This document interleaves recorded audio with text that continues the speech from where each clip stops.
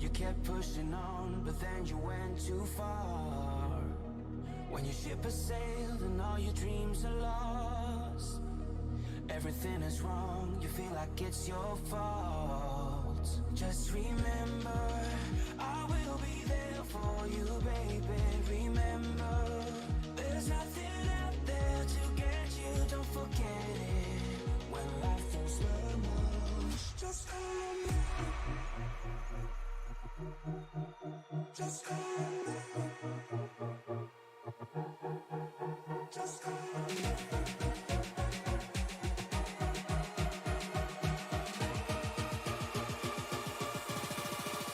Just call me.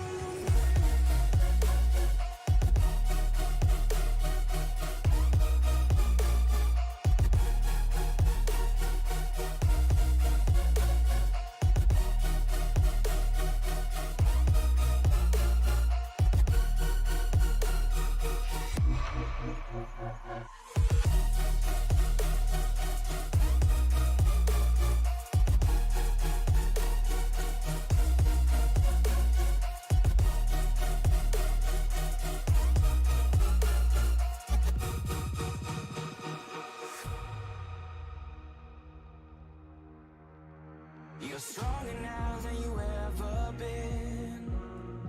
You gotta leave now, it's time to catch the wind.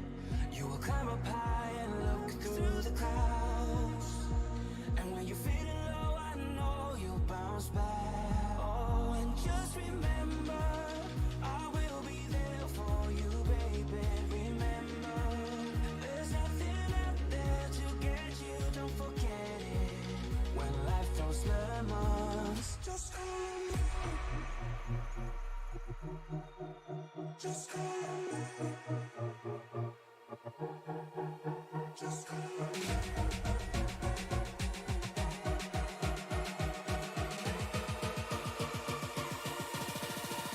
Just call me.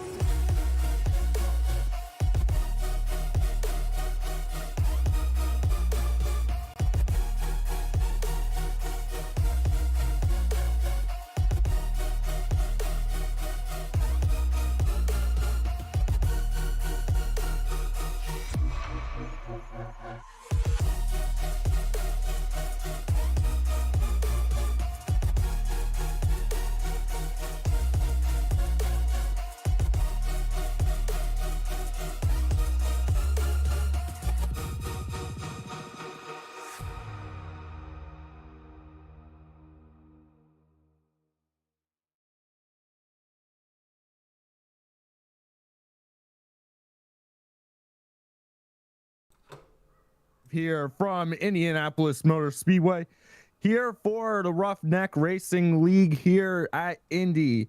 Alongside me is my broadcasting partner Angel Santiago. And Angel, we are here for a heck of a show here. Who will be kissing the bricks after 60 laps here tonight?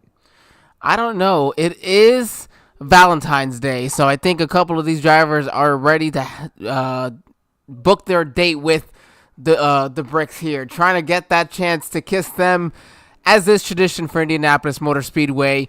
I don't know. We've got a lot of fast drivers. I'm pretty surprised about a pretty decent turnout for an evening like this. But, you know, Daniel, I think these drivers are ready. We've had two good races to start the season. I know Sam is bummed out from missing out on. But man, it's nice to have you back. You know, I didn't get to have you the last 2 weeks. It's a great time to be back here in the Ruff-Neck Racing League. I'm glad that I'm back with you, Angel. I know these drivers have put on a heck of a show last season. They so far have done that in this brand new season. They're going to do that here tonight at Indy. The question is, who will be kissing the bricks later on tonight? That is the question to yet be answered. But I know we're going to be here for a pack full racing going on. We're going to see drivers using different lines, and who knows? It could come down to an overtime finish.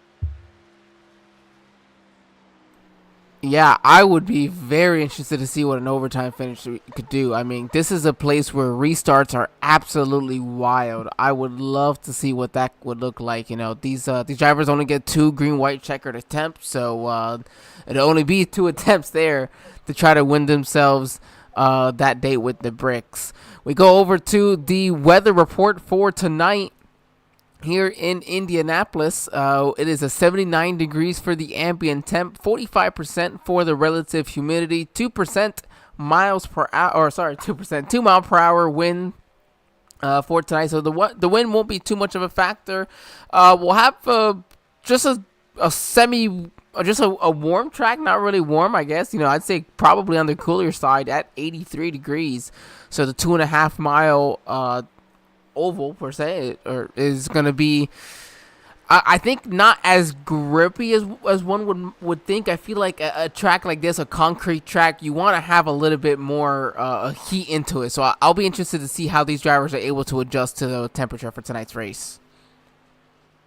Well, we're going to be looking at tire wear. We're going to be looking at all different sorts of things here when these drivers get out on track. But there's one driver I want to focus on right now, Angel, and it's no surprise. It's Christopher Barker. He's been very strong last season. I expect him to be this strong this season. He's doing so once again. Is he a potential threat to get in, kiss the bricks here tonight? Or could we see another driver that we don't even mention kiss the bricks here tonight? Oh, I think without a doubt, Chris Barker, anytime you're talking about any race, he is going to be a threat to win it. He's not really had a great start to his season necessarily. Right now, it's Matt Barker is your current points leader, up right now on Daniel Love by 4 points. So my question is going to be really, I think, is how these drivers are going to manage. We have 60 laps. They have 4 total tire sets, so that includes the ones that they're starting on. So that gives you about 15 laps to set. And honestly, after about 10 laps, if you've pushed it already too hard, you could already be, begging for some new tires. Well, tire wear is going to be an issue here tonight from Indianapolis Motor Speedway. It's literally like a crown jewel event. Everybody wants to win here, Indy, just like you want to win at Daytona. And speaking of Daytona 500 qualifying coming on at 8:15 tonight on FS1. So if any of you NASCAR fans are tuning in for the NASCAR season, Angel, I know you and me, we're waiting on it. It's here. There's no more off season. It's here. Tomorrow the duels are ready. Friday's trucks. I mean, this is going to be a whole pack action of weekend racing. I am really excited. It's tradition for myself and my mom. We always go to the Daytona 500. I'm actually really bummed because she just has a prior obligation that really does keep her from going with me this year. So me and my girlfriend get to go. She gets to go for her first one. It'll be my, I think, 17th or 18th 500. I can't remember exactly, but it's each one is special, and each one I look forward to just as much as I did to the previous year, because it is just so much fun, and I'm really excited for it. The rain might be coming, but rain's coming to iRacing and maybe on to Daytona as well. Hoping not for Daytona. Well, I mean, I don't know if it's gonna be raining all week. I think it was just Sunday that they wanted it to rain, if I'm not mistaken. Well, that's the only day I don't need it to rain here. Who knows? I mean, I did see if they do move it to Monday, it's going to be a night race. So that would be kind of interesting to have a 500 under the lights, because we haven't had one of those in a while. It always started out during the day, ended at night. So we're just going to have to wait and see. Yes, we are. I did take Monday off as a precaution because I didn't want to risk having to call out of work or whatever the case may be. I wanted to make sure that I was good to go. So even my boss was a little confused because she doesn't really understand racing, but she even said, "But why do you mean you don't know if you really need the day off?" It's like, well, it's if it rains, then I'm not gonna be here. If it doesn't, then I'll be here. That's kind of plain and simple. Yeah. Yep. Yeah. That's it's hard for non-fans that aren't into racing, because they're like, well, that's the same thing. My boss, I went to Pocono one time and it rained, and they're like, why do you need time off? And I'm like, well, I was supposed to go to a race on Sunday, and you know, it rains now. It got postponed to Monday. And she's like, well, you know, it's kind of short notice. I'm like, well, you know, I spent like over $100 on tickets here now. Like, you know, I can't just blow it out of the window and be like, oh, it's no big deal, because it's a lot of money, you know? Yeah, exactly. That's when my boss was like, are you sure? I was like, yeah, that's exactly what the plan's going to be. Oh, I don't know why we got this. Go back up. Let's go back here. I was like, that's exactly what I'm like, we spent good money on these tickets. We're excited, but hell, you know, we got to forget about that right now, because we have a big one here at Indianapolis. Steven Shu is going to be your pole sitter for tonight's race. Chris Ramsey in second, Jeff Scott in third, Daniel Love in fourth. Row number 3 is Jeff Ledford and Rick Baldwin. Johnny Herson, Doug Wagner in row number 4. Andrew Smith, and he makes his return after an entire hiatus of all last season, the championship in season 1. And then Matthew Gall as well there in 10th. Matthew Barker and Chad Hawkins make up row 6. Oh, got a great, actually good-sized crowd here today. Row 7, Jimmy Pylan, Jimmy Rowdy, Jonathan Vandenberg, Jerome Cooper and Mickey Davino in row number 8. Jason Kinney and Larry Fairman in row 9. And Tim Richardson and George Bolus going to make up your final row number 10. This is a pretty big pack here from Indianapolis Motor Speedway. I don't even know who to choose to win, because it's such a long way to go. And Angel, the pace car's making his way off pit road. I'll give you my winner in a second, but here it is. Pace truck is going down pit lane. They're going to get through here. The Geico restart zone. Barney the Flagman has the flag. He'll drop it here on the field. Happy Valentine's Day to the 20 drivers out here and all the fans out there watching. We are live green from Indianapolis Motor Speedway for the Ruff-Neck Racing Series, brought to you by James Wagner's Welding. Steven Shu with a great launch to start. It'll be a battle for second between Chris Ramsey, but he'll clear for second. The battle's for third as they come off of 2. Yeah, everybody filing very, very clean there. Going down this back straightaway.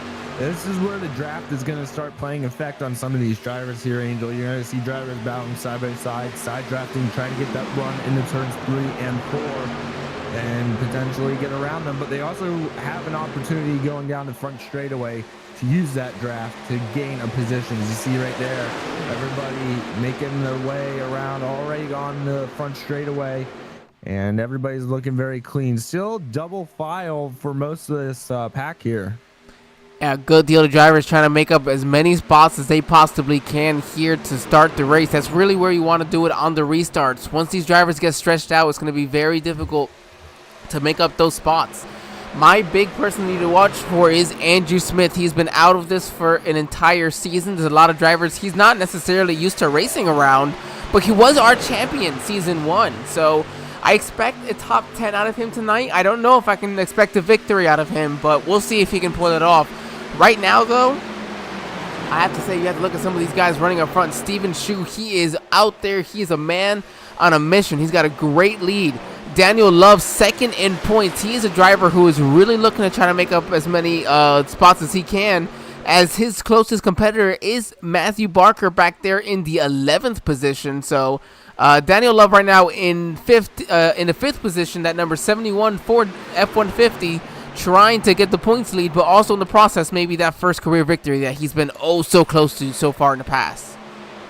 One thing I want to mention out here is we're going to see drivers spread out a lot if this thing does go green flag run, because I've seen that happen where drivers will really spread out. They're going to have to go to those pit stalls, and they're going to be even more spread out unless the caution comes back out. So you want to get to the lead as fast as possible, because once you're spread out, it's a little difficult. And it's just going to keep getting more difficult because, you know, your grip's going to go away because of the tire wear that's going down on your truck. And you see right there's a battle side by side with the 78 and the 01. 78 Matthew Gall and Jeffrey Ledford there battling side by side as they go down the front stretch. They cross the start finish line, complete lap number 3. Oh no, they're gonna make contact as they go into 1. Oh man, traffic. Big contact. Somebody. Oh, I think that was James Wagner. Wow. Yeah, it looks like he was just trying to get down that inside line. Right here, let's take a look at this replay. I think he was gonna come down here. Going into turn number 1, Angel, I do believe he was gonna try to squeeze in that hole right there. But that 01 just was right there on his quarter panel, and there was just no room for him. He thought he had room right there. Yeah, he wasn't quite clear. Oh, it was James Wagner, too, in that number 30 truck that got into him. Yeah. Oh, somebody clipped him on the front, but didn't get them involved. That was, let's see who that was. That was Tim Richardson. That was Tim Richardson, yeah. That shouldn't be too Got bad. some front end damage there, but doesn't look significant. But I mean, is this the only time we're going to see that happen? Probably not. I do not think so. But hey, in the process, with this first caution, we haven't had a chance recently with these last couple of races not having really many cautions to get many interviews in. So we're actually going to go ahead and bring in our current leader and our pole sitter here in Steven Shu. So let's go ahead and pull him up here. Let's see. Steven, this is Angel and Daniel here in the SRM broadcast booth. You got us, buddy. How you doing, Angel? Well, you sound pretty darn good to me. You're getting the pole right now, leading the first couple of laps. Got off to a pretty nice lead before that caution came out. Steven, walk us through a little bit how the truck's feeling and how the racetrack's treating you right now. Honestly, jumped in this truck, and I mean, you couldn't ask for a better handling truck, and I mean, it's just couldn't ask it to do anything more. I mean, it's perfect. That's a confidence you'd love to hear. Yeah, I mean, I wouldn't expect it. I mean, you got to understand, I've walked in the door at 5 minutes after 7. Practice has already started. I just got home from work. I literally come up and made 2 practice laps, qualifying, open, got the pole, and then the race started. So, I mean, I'm coming in cold, but, I mean, I'm warming up slowly. Hey, there you go. That's how you want to do it. Warm up slowly. Steven, I know you're going to be going green. Or you still got probably 2 to green here. Is there a moment here where you start to you have to really manage your tires? I know a track like Indianapolis can really eat away and put some heat in those in that right front tire if you're not too careful. I couldn't hear you there. Penguin's talking at the moment. He's going over what happened in that wreck. No worries. Sorry. No, I was talking about how do you manage, as the leader, you have the fresh air, trying to manage drivers behind you wanting to take the lead, but also trying to save tires at a track that can really eat away at tires. Right now, I mean, I hate to say it, it's a no holds barred for me. I need the pole. I need to lead the most laps tonight, and I need to win it. We're coming back from a little bit of away time. Team Foothills has been gone for a couple weeks. We had our own little thing we had to take care of, so we're back. We should have Chris Barker. He'll be back next week for next week's race, but we got me and Jeffrey this week. And all I can say is I'm going to give her my all tonight. There's no holding back. I'm not really saving anything. I'm going to let the cards fall the way they do. It's a 52 car pickup. We're just flipping the deck, and let's see where she lands. Oh, man, I absolutely love it. Danny, you got anything for Steven here? This is the enthusiasm I love to hear. Well, Steven, I didn't see you since last season. What were your expectations going into this season? Now that I'm here, what is your expectation for this season? I know we walked away. Foothills walked away with the championship last year, 1, 2, 3. So it was awesome. Couldn't ask for a better season last season. I've had a pretty good start this season. I, won the first race in Gen 6. We were doing fairly well in the first truck race, but got caught up in a couple accidents, and me and the Foothills gang, we had to step away for some personal reasons. So we're back. We're going to try to give it our all and get back up there in the points and give a good show this season. Well, now that you are back here in the truck series, I mean, you're leading this race right now, Steven. So, I mean, if you keep going like this, there's a good possibility you're going to be kissing the bricks here. Hey, I'm going to try my best. I mean, like I said, we'll see how the cards fall, but I'm not saving nothing. Yeah. I'm just going to let it, hopefully the cautions hit right for me. I have no practice, no lead up. I'm coming in cold. I've not practiced all week. This is the first laps you're seeing. Yeah. I'm on lap 7. I got 10 laps on this track. this year. There you go. Since 2024. So I'm giving it what I got. I mean, what you see is what you're getting because there's no practice in this. All right, buddy. Yeah. Well, hey, good luck there, and then we'll see if we're talking to you here at the end of this one. Hey, thank you, guys. Appreciate everything you do. Love having Steven in here, our pole sitter. Now we have actually who he was referencing to their Penguin, our race control, Paul. And So I had to look at that a little bit harder than normal, but what I found was that the 78 did a minor check up there going into the corner, and the 01 just didn't have time to react, so there was no penalties issued on this one. Oh, I think that's fair. Absolutely. Paul, we have some new drivers coming back here. We have Andrew Smith here. I'm excited to see our past champion back racing after a whole season gone. So I'm not familiar with him because, as you know, Angel, I joined last season with Ruff-Neck as a race controller and as a driver. So I'm not familiar with him as a driver, but it will be interesting to see what he does. It will be our champion there in the 6th position. They're Green Flag Racing. Stephen Shu with a great restart. The drivers behind him, not so much. It's a battle for first with him and Chris Ramsey. Stephen clears for first as Chris Ramsey and Rick Baldwin make up 2nd and 3rd. When you're thinking about these drivers racing around here, Steven just mentioned it. He never even had practice or qualifying here at Indy, and look where he is right now. Currently inside the top 3 leading this race. I mean, it's just all playing out right now for him, but these drivers can also get a very huge run no matter where they are. As you see right there, the top 3 pulling away just a little bit from the rest of the pack, but everybody just spreads out very, very quickly here on these restarts. Not very aggressive just yet. But I mean, could we see aggression ramp up later on this race, Angel? Oh, without a doubt, we'll be seeing that happen later on this race. I expect it. Honestly, I even expect still early on here, you're going to see these drivers trying to be, at least some of them, aggressive. But yeah, give it a couple laps just to they'll kind of stretch it out. We didn't really have many drivers pit there. Only 5 laps really on your tires, if that.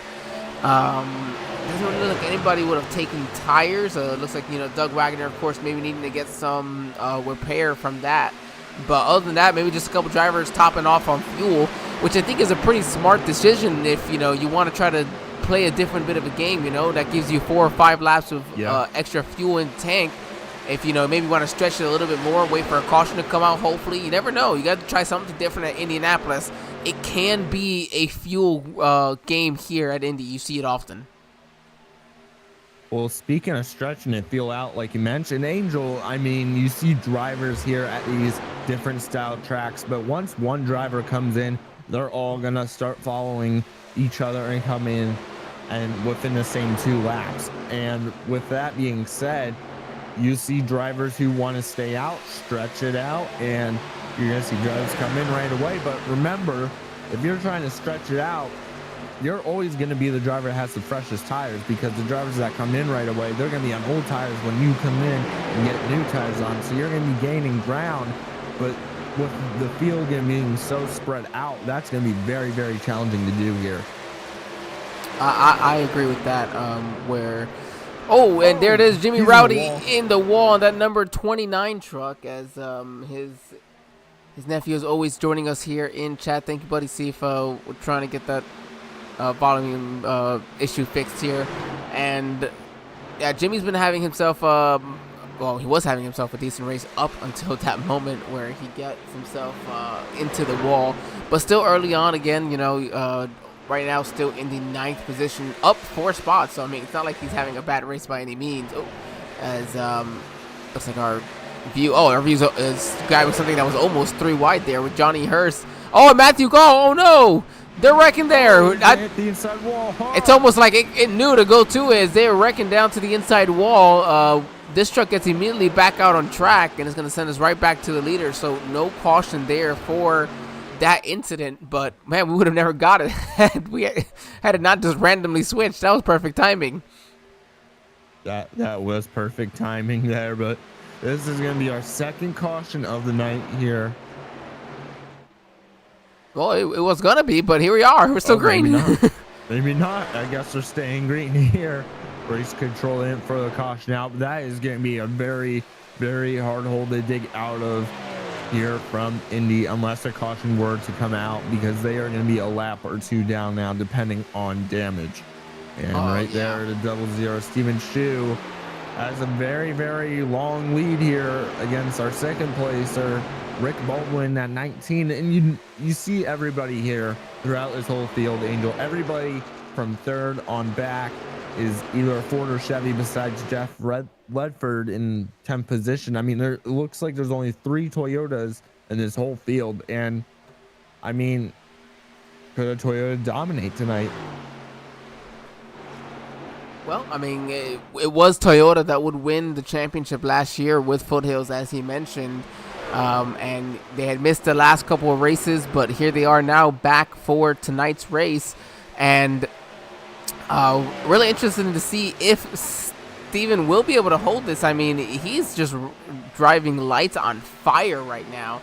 So I'm more interested to see, does this hold up for his tires? I mean, and when will they have to pit as well? It doesn't look like he's pushing it right now. I think he's just driving very, very smoothly. He's not worried about second place because he has over more than a second lead over than second place. So, I mean, I think he's just checked out right here. To put this into perspective, I'm trying to see the fastest, aside from him, the fastest lap is a 52.2. And he had a 31.8. I mean, he's 4/10 quicker on his fastest lap than everybody. That's absolutely insane here. He's just. Well, I mean, look at the lead. It is literally growing every single lap. I mean, you don't even see second place in some of these camera angles. I mean, look at the distance. I know on stream that doesn't look like a lot, but when you're behind the wheel, it's a lot bigger gap. Yeah. Well, I mean. Let's go ahead and go into on board with our second place driver. Let's go ahead.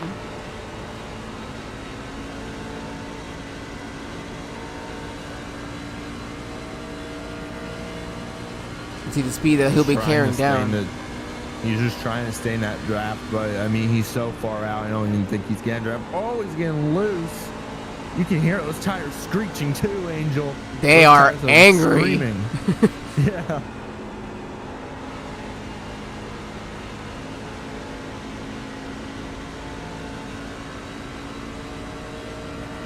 Oh, I love to hear the onboard there. Let's go on board with your leader now, actually. Now watch how he goes through this corner. Let's see how smooth he is compared to our second place. I mean, he's just running really, really well right now. I mean, he's not making a mistake. I think he's just focusing on his entry point so he could get a good corner exit. Yeah, and I think you hit it on the dot there, corner exit. The reason why we mentioned that is you have these such long straightaways that any type of mess up on corner exit, it costs you so much all the way down the stretch. I mean, that's where your speed is. So you're better off going in, kind of going in lighter to get a better run off than overdriving the corner and having a bad run off. Yeah, I've seen that happen to multiple drivers at different style tracks. One little mistake coming off or entering into the turn can mess you up, and you lose maybe 1 or even 10 positions depending on the track size you're at and the cars around you. I mean, that's how crucial it is to get that corner exit very, very well ran. See right there, we got a nice little group going on there. You see the 01 and Jeffrey Ledford going to the inside of the 28.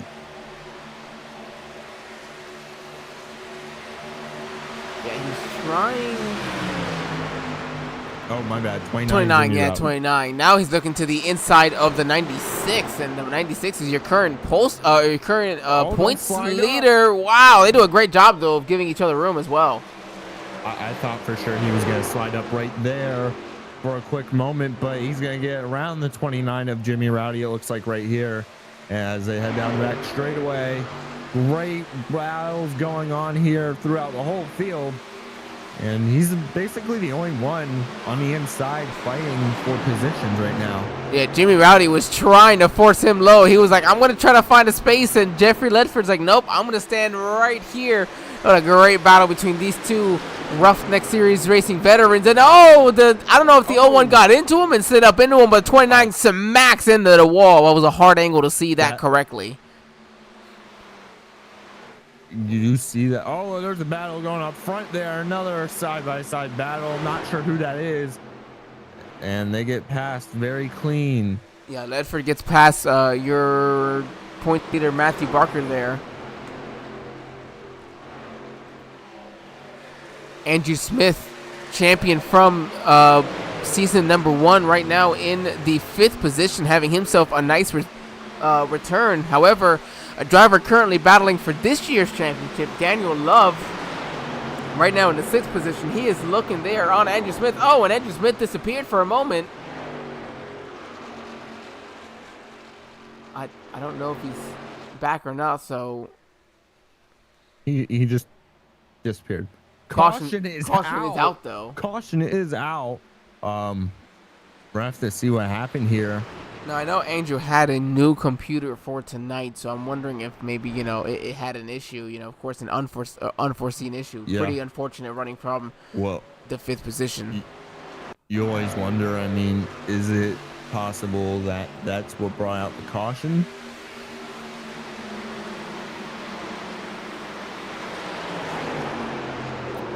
No, not at all. Okay, hold on. We gotta go back and look at this again. What was that? Take a look at this replay here. You see 66 on the inside.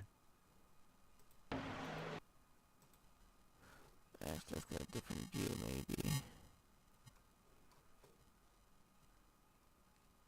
So 66, this is Jason Kinney on the inside. We'll see what number this is. That's the 84, Chad Hawkins, as they dive down here into turn number 3. It's just a simple case of Jason's coming up as the 84 is coming down. And they make contact. Both drivers going for the same spot at the same time, and that would bring out the second caution for tonight.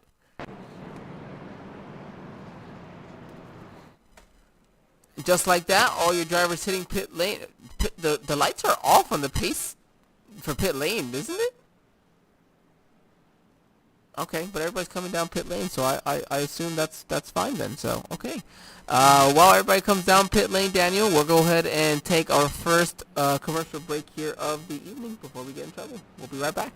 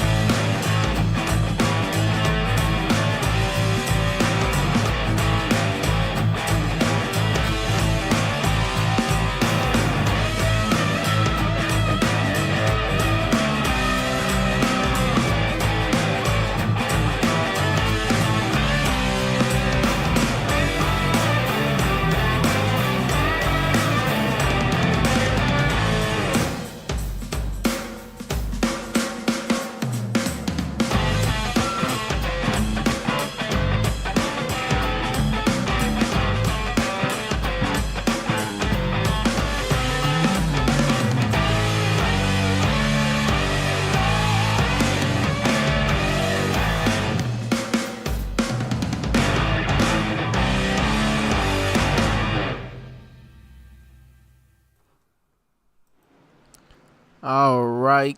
Good evening and welcome everybody. Oh, we're gonna get out of here the same pit camera. There you go.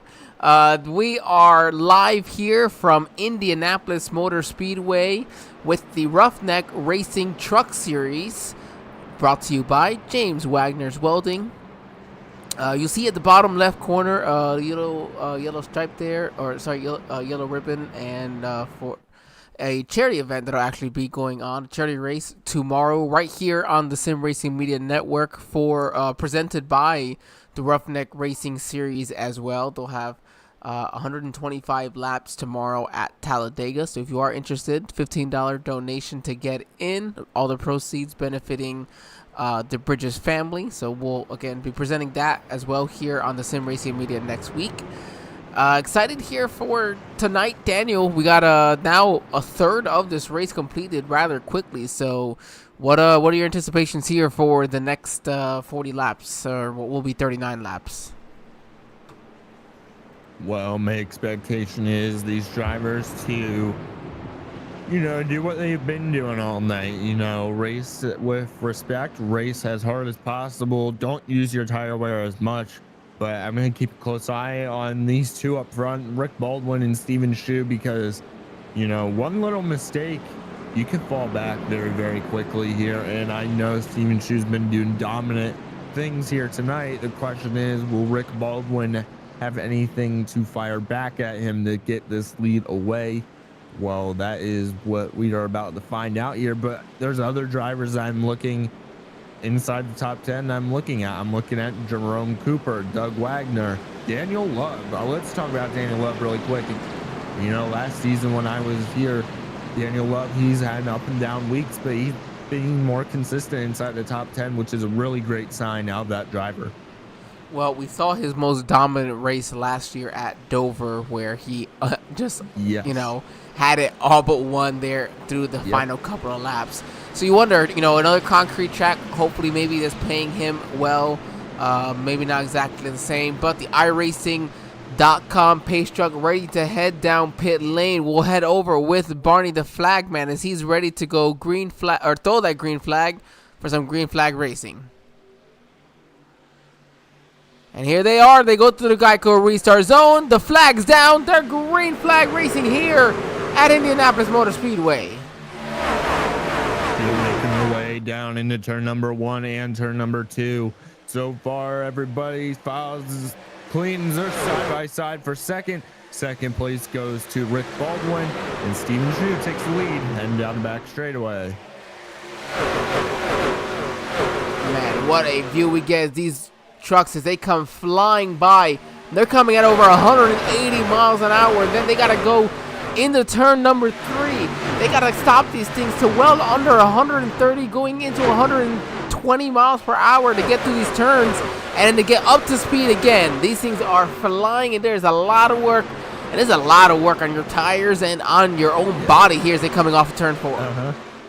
It's a lot, especially on your feet. I mean, I ran 200 laps here in Indy. Let me tell you, my legs and feet were aching the whole night. And man, it's really tough on your body because you're, like you said, you're going 180, 190 miles per hour down these back straightaways and front straightaways. And then you got to go all the way back down to 120, 130 without wrecking or spinning yourself out. So it's very, very challenging here at Indy, but yet rewarding at the same time.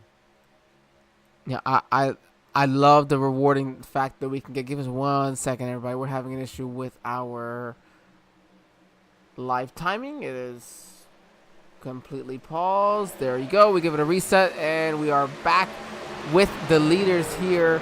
A little bit of technical difficulties here tonight. Maybe that's a little bit of some bad juju for being out here on Valentine's Day. But here these drivers are, man. They're 2, 3. They were thinking about making it 4 wide there, I think, off of turn 4. Or sorry, yeah, off of turn 4. Hey, why not? If you're gonna gain 3 positions, go for it. But it could risk you at the end. See, most of these drivers are all single filed here once again on this restart. Everybody racing very clean as our race control director, Paul, is here to give us an update. Race control director? I'll go with race controller. I'm not a director. I don't get paid well enough to be a director. 66 made the move on the 78. During that move, he had gotten loose. I did check the cockpit cam to make sure he didn't do anything silly with his steering wheel. Had gotten loose and slid up into the the 84. That's who it was, the 84. Getting my numbers mixed up here. I might have a little bit of dyslexia. Sliding up into the 84, bringing out the caution. I didn't issue the EOL because the 66 had lost a lap during that during that wreck. But if he had not gone a lap down due to that wreck, he would have gotten an EOL on that. I think that's fair. He was in the back anyways. His penalty was there. Question is the 84 looking on the back of the 78. He is all over the back of Matthew Gall going down the stretch, but he doesn't really do anything going into the turn. What kind of sign is that for you, Daniel, for a driver like the 78 who clearly has the speed but doesn't really attempt to make the move? Well, for me, if I know I have the speed and you think you can make the move, go for it. But if you can't, I would just lay back, relax, and see how this race plays out. You see the 96 of Matthew Barker there on the inside, the 84 of Chad Hawkins. And the 96 of Matthew Barker was very, very strong last season. And he is outside the top 10 right now, which is kind of shocking to me. But, I mean, he looks like he's about to lose another position here to, what is that, the 58 here of Johnny Hurst as he goes to the inside of the 96. And the 96 can stay on the outside, but they're going to be battling side by side. Yeah, this is very surprising to see the 96 dropping the way he is, especially, of course, him coming in as your championship leaders. What Daniel Love wants to see is he is that driver in the second position in points, coming in only 4 points behind. Jeff Scott, he's having himself a pretty quiet day as well, right there in the 5th position. He came in here 3rd in points, so this is actually a pretty nice day for him as well. Oh yeah, totally. And you see right there, great battling going on between the 38. I do believe that is the 38. Yeah, it's Jeff Scott. Yeah, this black truck there, it's a little difficult to see, but that 38's right there. I couldn't see it on the door panel there because it's so small. I was like, what was he at? 38? Yeah. Yeah, it's right in the door panel. It's a little bit small. It's just, you know what? Let me see if we can get a better view of this. Is this a Johnny Cash? Yeah, this is Johnny Cash. This is what it is. Johnny Cash. I love Johnny it. Cash be riding here in Indy. I love it. All right. That's a throwback for sure. That'd look pretty nice at Darlington. Oh man, would it ever? Right now, he's looking not half bad here in the 5th position as they ride along. Thank you again, everybody, for joining us in chat, and good. Thanks for helping us getting that figured out there. We're about ready to reach the halfway point of this race. These drivers had pit about 10 laps ago, so now I'm rather interested to see. The second place driver, Rick Walton, hasn't really started to gain much on your leader, but you know, it could be minuscule gains, although that last time Stephen Shue was just over a 10th quicker, so he's still figuring out ways to pull away even 10 laps into this run.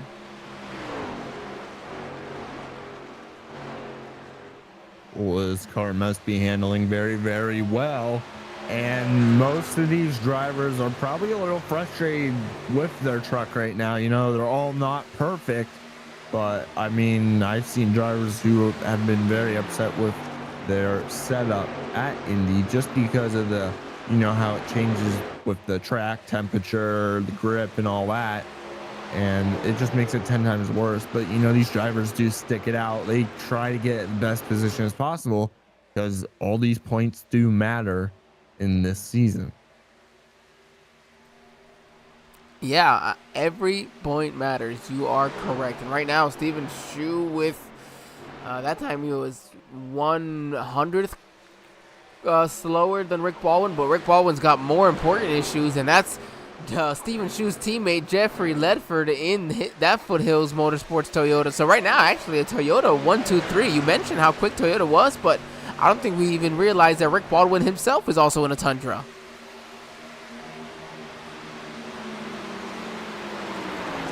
With that, let's see if Jeffrey Ledford's going to be able to find a way around Rick Baldwin. But my question as well is Jeffrey Ledford also... Oh, he's going to smack the wall there off of turn 4. That's going to really hurt that effort. Wow. that last time around, I don't know what happened to Steven Shu, but he was 2/10 slower than Rick Baldwin. Now, Rick did have some nice drafting help behind from Jeffrey Ledford. You always have to wonder, is that going to be more of a detriment to his teammate Steven Shu by trying to work with him and in that draft instead of just trying to straight up pass him as quickly as he can, even if it hurts yourself a little bit. But it's really actually helped Rick Baldwin now catch the leader, Steven Shu, and I can see us having a battle for the lead here over the next 2 or 3 laps. Well, Rick Baldwin has been closing in every single lap, and you start to wonder, has Steven Shu used up his tire wear? That is the question that everybody is wondering. Or is his truck starting to struggle a little bit? Or Caution's out. Thought that I have. Caution's come out, but the final thought that I have was the 19 getting that draft from the 00 to gain that ground. But caution has come out for the 3rd time here tonight from Indianapolis. And Angel, I don't know what it was for, but we're going to have to take a look and see what happened here. We'll jump to the 2 truck of Tim Richardson. He's the only thing that gives any notice. I don't know if he got loose here. Oh, there it is. I don't know how that didn't show up. The 96 of Matthew Ace just destroys the wall. Oh my goodness, that is unfortunate. Sorry, yes, Matthew Ace. It'll come up as Matthew Barker up there. We've been calling him Matthew Ace for a good while. That's gonna hurt your championship. His championship right now. I'm trying to see if we can get another view of this.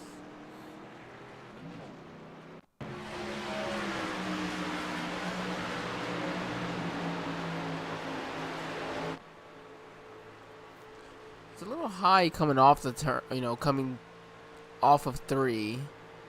Oh, he's really high come in 4. This is way too high. It's just going to get tight. He's just going to smack the wall hard. Oh, my goodness. Tim Richardson did hit him very, very hard there. Yep. Yeah, Matthew was just add some more front damage to that. And you saw that engine smoke there, folks. That engine's way expired now. Well, you got the fast repair. This is your chance to use it. But, as your championship leader coming in, you want to hope that you don't have to use your fast repair at all. If at all, maybe in the last couple of laps and get it repaired and get back out there for a chance. So right now, it's going to be really, for Barker, and this is the difficult part when you have races that, don't really have a ton of yellows. You have these long green flag runs. But then you don't have your fast repair anymore, where you want to be aggressive, but then you also like, oh, I can't be, because then if not, I'm gonna wreck and then I'm done. So that's the tough and challenging part right there. But in the meantime, drivers coming down pit lane.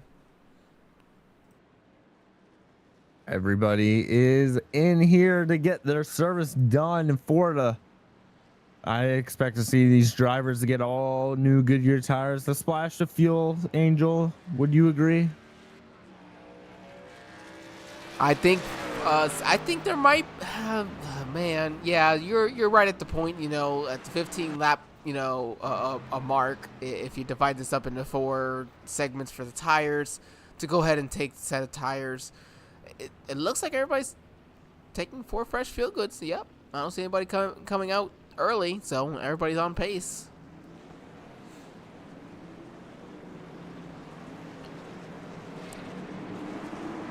You can see all your trucks rolling off pit lane 3 wide, coming off pit lane there for a moment and everything.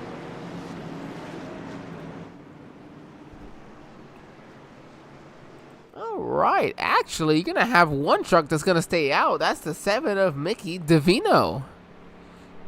Let's see if we can go ahead and... Oh, did Mickey disappear? Okay, here he is back again. Let's see if we can find Mickey here in chat or not. Nice paint scheme, too.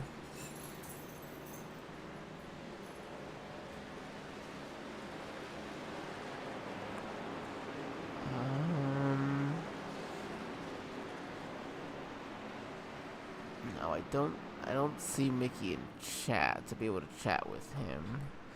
But there is one driver I would like to bring in That is Andrew Smith before it gets too late into this race, as of course he is making his return. Andy, this is Angel and Daniel here in the SRM broadcast booth. You got us, buddy? I hear you loud and clear. Hey, we haven't heard your voice in quite some time. It is very nice to have you back after, well, we can't say a brief hiatus. It was for an entire season and a couple more races here. But, hey, 25 laps to go. You're right now up in that 5th position. How you feeling in your return here, Andy? I mean, the nerves are there, obviously, because, I mean, there's a lot that has changed since I've been gone. You know, I haven't really been able to be a part of anything at all. So nerves are definitely there, but I'm surprised that I'm where I'm at currently.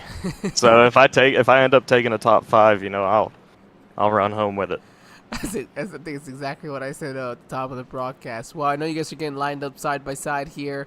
Andy, you gotta tell me. I know you say you're happy with the top 5, but you get a chance to go 3 wide in the final lap. I anticipate you going 3 wide in the final lap for a win. You already know me. You already know me. All right, we'll see you. Hopefully, we got to talk to you here with the top 3 at the end of this one. Hopefully. I'll see you, man. Good luck. All right, that is one of your admins here, again, making his return. In the meantime, we have our race control. Paul, how are we doing today, buddy? We're doing all right, man. We're doing all right. That one, I'm sure you guys did a recap on it, but just to run it through, 96 getting loose coming out of turn 4, making contact with the wall, and then making contact with 58 in the 2, getting himself an EOL. That's quite unpleasant for our championship leader coming in. Paul, 25 to go. We're going to expect some good racing here. I really hope there is some good, clean racing here. I hope that it doesn't become, you know, a bunch of door banging and a bunch of spinning because, well, I'm sure you guys don't enjoy seeing me, and I'm sure the audience doesn't either, so, you know. We hate it so very much. Pace truck is down pit lane. We'll see you, Paul. And Barney the flag man ready to drop the flag to go green flag racing. Green flag's in the air. It's down. We're green flag racing again here from Indianapolis Motor Speedway.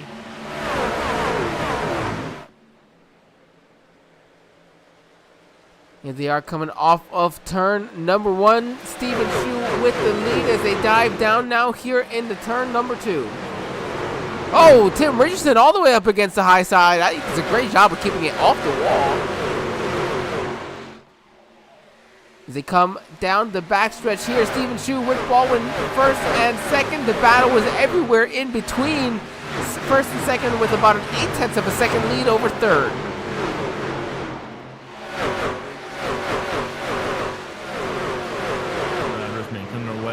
The racetrack right now, and you see multiple drivers using that top groove there. That's gonna be very close. They might hit that wall, but they keep it off going down the front straightaway. I don't know if it's by choice or it's because that's the only spot that there's gonna have room to maybe even make or attempt a pass. But right now the battle is hard for the lead. Rick Baldwin is all over the back bumper of Steven Shu. Rick said, "I'm not gonna give you a chance to get away." Here it is. We have a battle for the lead here, lap 37. As Rick Baldwin goes under to the inside of the 00, and here comes the rest of the pack. Side by side, going down that back straightaway. They are neck and neck heading into turn number 3.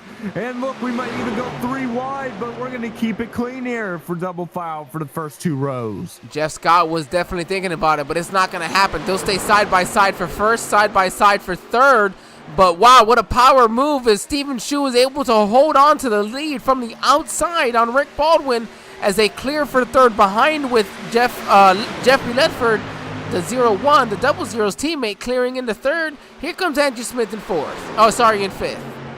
Well, you can tell things are starting to amp up, heat up, Angel, and that's because we are with 22, 23 laps to go here from Indy, so time's starting to get short if we do go green once again. And see, this is where a guy like, the number 7 truck made such a great decision of, hey, I'm going to actually save this set of tires. If we get another caution in the next 5 laps, you now have to make the decision. Do I put my final set of tires on now or do I save it for later? for Mickey, he says I get to put him on now and later, and I think that's a nice advantage he'll have. The problem is if it goes green, he's going to be in a pretty bad spot with these old tires. As here it is, Rick Baldwin out of nowhere with a great run down the front stretch, goes to the inside in turn 1 of Steven Shue for the lead. Can he take it off of turn 1 as they go into 2? Well, they're still going to be side by side going into turn number 2, and they're going to be side by side going down the back straightaway. Question is, where will Jeff Ledford go into 01? He's looking to the outside. They're still going to be battling side by side as they enter turn number 3. I'm not too surprised there with his decision to go with his teammate in the 00. What I am surprised about is the fact that they were able to power around Rick Baldwin, and he was able to capture the 2nd position. Now talk about power move of the day for that 01, as they're just going to work together, I think, to try to get away. Question for me is going to be, can Rick Baldwin stay close enough with them? But wow, they're putting already some distance working together. Oh, caution's out. Watch this 01. Watch this 01. He might go around. I don't know, but caution's out actually here. Oh, the 38, Jeff Scott, he is turned around, looking the wrong direction. Never where you want to be. Heavy front end damage right there. I almost wondered, did he make contact with that inside wall? And did he have help doing so? Let's go back and check it out.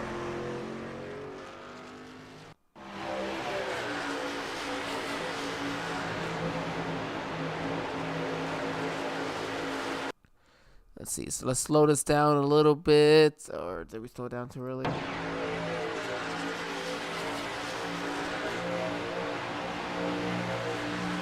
Okay, so Andrew Smith, he's got to run to the inside. Oh, my goodness. And I don't really know how you would describe that. I would just describe it as a racing incident in my point of view. If we take a look at this replay once again, you see that 14. It looked like he had that draft. He had that run going down. But that Johnny Cash machine, he's no longer Johnny Cash right now. See right there, 14 has the run. He's going to go to the inside. But, I mean, you're so close battling. You just have no time to react. And 38 just went hard into the wall. And Johnny Cash went bye-bye off of that hood.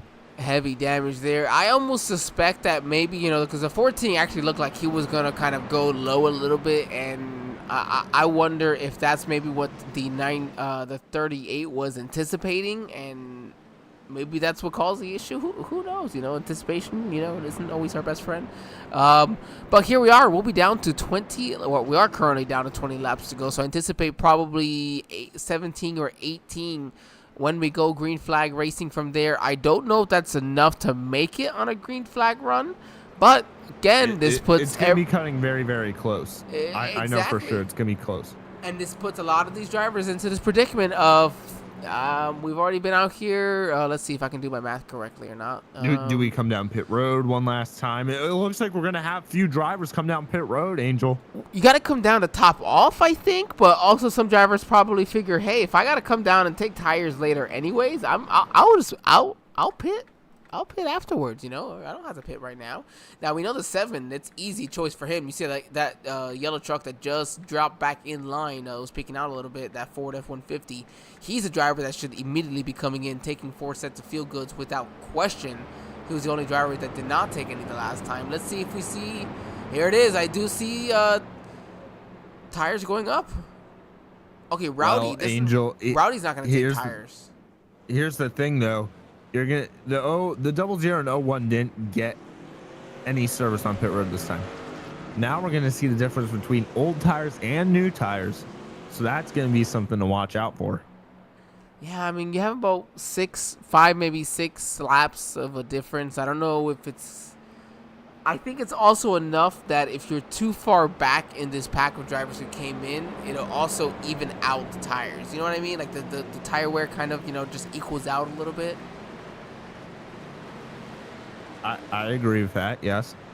So that's probably what I would say if you're too far back in this pack. But yeah, let's see. Everybody 7th on up decided to stay out, starting with the 96 gold and white truck of Matthew Barker. I love a good mix of gold and white, and then you have just these slight black accents to this truck. It's a little dirty now from all the rubber laid down on track, but it's a good looking truck. Yeah, it is. You really don't see gold on a lot of these paint schemes these days. I'm a big fan of gold on paint schemes. I mean, I think it just brings the color out, in my opinion. I mean, look at that truck shine on that truck. I mean, you can see it on the quarter panels. You can see it on the hood. Yeah, and I love how it accentuates really the accent on the front grille, the front headlights here of the truck. But what I really love about the gold as well is, as you said, it's just something that's not used very often. And most times if people use a gold, it's like a full black with it and maybe gold accents. This is white with gold being the main, and then black just being a slight accent. So you know what? I'm gonna give 96 the SRM paint of the race. How about that? Well, I mean, I do like that black stripe that's separating the white and the gold. I mean, I think that's just what pops it out a little bit. You know, you have that black as the outline there, but it also does match the Ruff-Neck Racing on his truck there as the banner too. That is true. Yeah. Cheerio, chaps. I do love me a spot of gold on a truck. Yes, I do. I do. Penguin Paul decided to stay up in the race control booth. He sent his brother James down to tell you exactly what happened with the last penalty there on the caution flag. The 14 truck was going to pass the 38 truck, and he decided that he wasn't going to give himself quite enough room, and all that caused the 38 to spin, and therefore bringing out the caution. So the 14 truck will be receiving an EOL. Well, what a welcome back. Thank you very much, James, brother to Paul, here for tonight's race control. I guess that's always so very entertaining here. You chaps have a wonderful rest of your race. If I don't see you again, Paul figured that, you were tired of seeing him. So he sent me on down to say, hey, we're getting ready to go green boogity, boogity, boogity, boys. Let's go racing. I have always wanted to say that. Thank you, gentlemen. I think you said it just perfect, as we are, in fact, green flag racing once again. Buddy the flag man throwing it down. And the truck's going to come flying into turn one now, coming off of turn number one into turn number two. Everybody double filed here going, oh, look at how wide they are. Oh, there's somebody in the wall back there. I think that was the 30. Oh, another wall hit. That's the 2 of Tim Richardson. As they head down that back straightaway, the aggression is all ramped up here at Indy, Angel. Yes, it is, as they are fighting hard for every position they can possibly get. Oh, we see one truck going right over that cam at the very bottom. You see one truck at the very bottom. I think that's an 84 of Chad Hawkins. Not sure what all is wrong with him, but he is in that access road all the way down the inside of the track. Gonna have to see if we can get a replay on that. Oh, there's somebody that's spinning back there, Angel.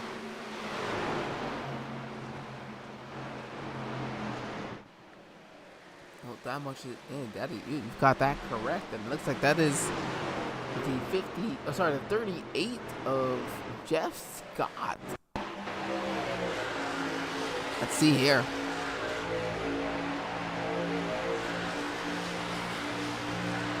No, hold on, that's not it. I don't know why it would send us back to the same one. That was our original issue. I was like, no, wait a minute, he's still up there. Okay, here it is, Larry Fairman. This is contact between him and the 99 of Larry Fairman and the 7 of Mickey DeVino, maybe?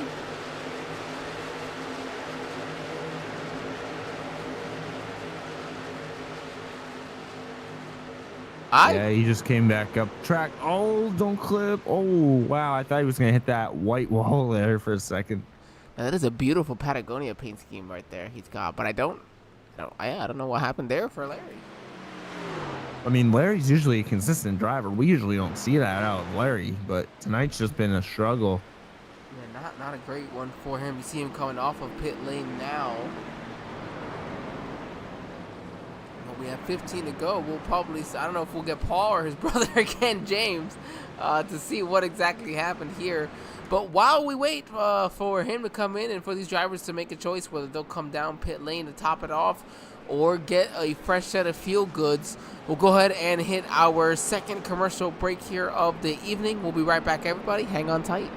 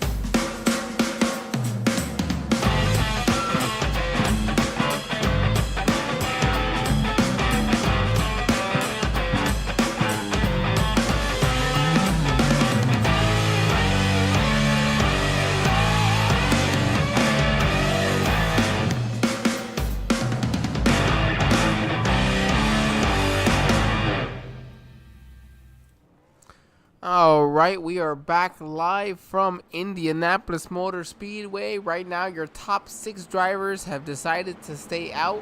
Everybody that last time coming in either to top offs or to take 4 fresh fuel goods.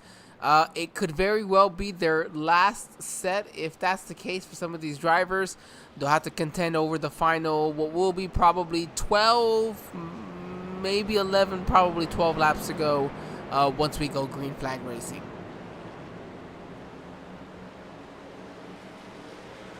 Hello, boys. Oh, Paul, you're back. I wasn't sure if it'd be you or James, your brother. What we got here? Well, you know, I didn't know if I wanted to throw that curveball at you again. We work so well together, you know, Angel. I think we try. we really do try. We don't hate each other. We'll go that route. You know what? And I do that for a lot of people. So you know what? It's considered a good thing. There you go. All right, what do we got here? Excuse me. 99 informed me that he was trying to get into the pits to serve a penalty and came in just a little too hot and broke himself loose, spun himself around, and of course that brought out the caution. So now he has 2 penalties to serve in EOL, and I guess he had gotten a speeding penalty on pit lane this last, not this go round, but the go round before. Dang. Okay, yeah, I think he served enough penalties on his own. So that's what's going on there. I have to get back to the booth because I have a driver shouting at me, so I hate to cut this short, but I love you guys. All right, Paul, that driver probably doesn't though. Good luck, have fun. All right. All right, Well, we're ready Angel, to go. Green flag. It's been a nice race so far. Yeah, I'd say it absolutely has been, and I think here over the final, what will be 12 laps, we're going to have some really good action as well. Yeah, and speaking of action, qualifying's just getting underway from Daytona. So if you guys want to tune in later on, Daytona qualifying will be on, which I know I'll be watching. I know, Angel, you might be watching that too. But this field is all bunched up, ready to go. And we're in the closing laps. Can you believe it already? Yeah, I cannot believe that we are already here. Now we're going to be 12 laps to go. We are very excited as well for what is going to be Daytona 500 qualifying, as you mentioned, getting ready to get started here in a few. But we do have our very own Ruff-Neck Racing Truck Series getting ready to get started for themselves. And you know, I am really, look at this, Andrew Smith there. He's in the 3rd position. He's made his way back up here to the front. But Jimmy Rowdy, you know, a guy we've seen win now on a couple of occasions. We'll have to see, does he make his way now into victory lane once again? Daniel, let's take us away here for this restart.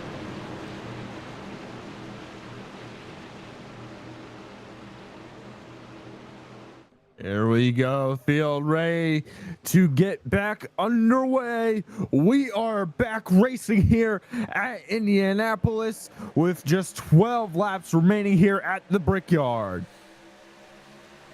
Man, what a shove there the 29 got from the 14 of Andrew Smith. It'll clear him for first. Unfortunately, doesn't clear Andrew for second as he now has to contend with that number 58 truck of Johnny Hurst for second. But wow, look at the absolute hornet's nest that is everything behind. Wild drivers making wall contact back there mid-pack, and that concerned me. I thought they were going to bounce off and hit somebody else, but they keep it clean here. See right there, 30 of Doug Wagoner sending 12 just outside the top 10. If he could just get 2 more spots, he will be inside the top 10. And that is a whole big group right there. Yeah, well, look at this. The 0-1 of Jeffrey Ledford, he's stuck in 9th here. But Steven Shu in the 13, he's stuck further back. And look, at now they're trying to make their way. The 0-1 has to let off to get out of a 3-wide situation with the 72, 66, and possibly the 13. So that's up heads driving for him, but that's going to cost him some time as he tries to make his way back to the front. Right now, 2.5 seconds behind last week's winner, Jimmy Rowdy, now looking to make it. Oh, no, contact, the 78 and 13. The 78 gets up in the wall, going to get out of it. Great job for the both of them to save it. Right now, it is a haul for first, a battle for second right now. Johnny Hurst and Andrew Smith. Andrew looking to win in his comeback race here at Indianapolis. Oh, contact the 58 and the 14. What a great job. They save it. Oh, 58 gets into the wall. Oh, he's in the wall, but he's keeping it clean. He's keeping it clean. Now he's in the grass. Oh, he's come back up. I think everybody's good. No, they're wrecking here. Oh, no, Steven Shu.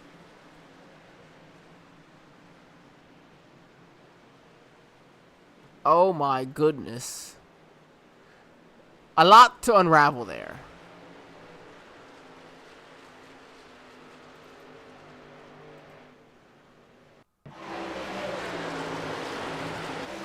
So right there, you saw Johnny Hurst get loose. He gets into the wall. He rides the wall, tries to get out of it. He's pulling down off the track, gets off the track, and then looks like the truck just shoots to the right in front. He's able to get it back off. And, oh, okay, here's where we missed this.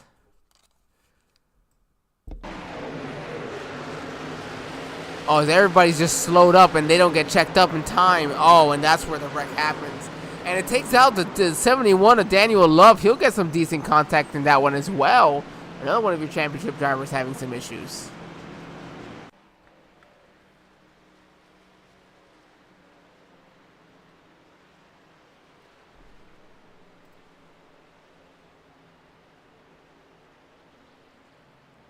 Wheels fell off. I don't know what you can describe there, but a lot of crazy stuff happened. I don't know what to describe there. That's why I didn't say anything. I was kind of speechless. You know who I'm really excited to hear? Who? I can't wait to see what Paul has to say about to decipher this. I'm sure Paul's got something to say. Oh, we might not hear from him because he might still be trying to decipher this. Oh boy, what we I don't have. know, but this is gonna be intense last lap racing pretty soon. Yes, it will, and I think we'll probably have maybe even 6 laps to go when we go green here as well. 6 laps, you know how the energy is. I mean, Angel, if you were a driver and you were sitting in that driver's seat right now, you're in the lead. Restart with 6 to go. What's your strategy? What is going through your mind at that time? You got to keep calm. You got to keep the nerves. You just got to keep hitting your mark. So you're in first for a good reason, especially in Jimmy's position. You know, you won last week. Andrew Smith, and it's kind of wrong to say this, but you got to play the mind games, you know? Play the mind games. Second place is a guy who hasn't raced in well over a season. That means he's probably been off of iRacing for almost 6 months, if that's the case. You know, he's running in second. He's happy. He's a championship contender. He is running full of emotions. But you're the guy out there winning. I I would be mean. I would have mic'd up and said, "Hey, Andrew, nice run. Let's hope you keep it up." I am that type of person. It's mean, but you got to play the mind games. That's what works, and I'll do anything to win. So, well, speaking of Paul, there he is. Paul, you got any news for us? Who, what, when, or why? So you got quite a bit to decipher there. Yeah, there is a lot to decipher there. Because there were so many working parts in this, and I don't necessarily want to single out one person. I'm going to take this to post-race review. I did let the drivers know that there could be post-race penalties that would be issued for the next race.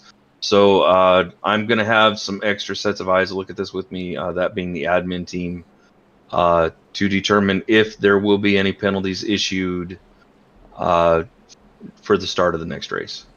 Somebody shoot me a message if there is. That's something fun to talk about. The question is, does Jimmy Rowdy get a penalty? You had the 14. You had the 14 into the 58, which caused the 58 to get loose and hit the wall, and then he was down off the track, and he came back up onto the track.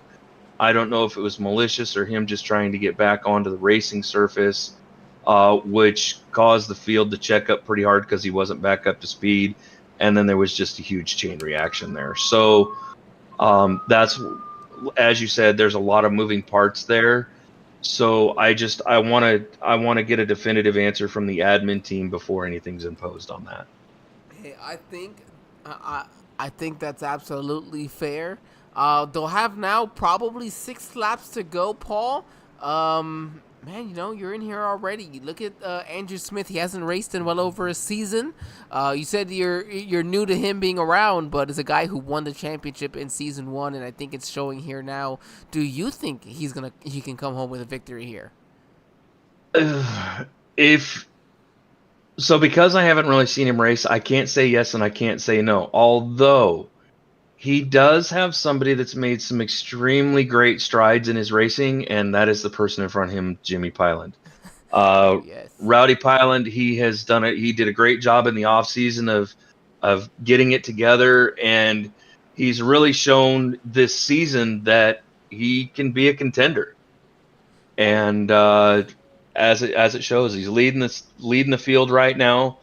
With Andrew right behind him, I mean, there's some power behind him as well. It's going to be a knockdown drag out on the last couple of laps.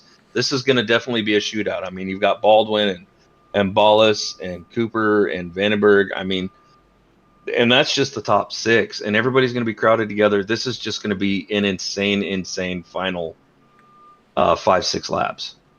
I think you said it best. We appreciate it, Paul, and we'll let you go back over, and I guess hopefully, we don't have to talk to you again. Oh, well, thanks. I love you too. Alrighty. If we see you again, we do. If we don't, we will see you on the next race. There you go. See you then, Paul. Our race control jumping in to let us know that they'll be taking that to post-race, as there was indeed a lot to decipher. iRacing.com, pace truck gonna head down pit lane. Flagman ready to get down. That's Barney the Flagman ready to go. Green flag racing here from Indianapolis Motor Speedway. We will have 6 laps to go as we have, I think, all 20 trucks still here in the field.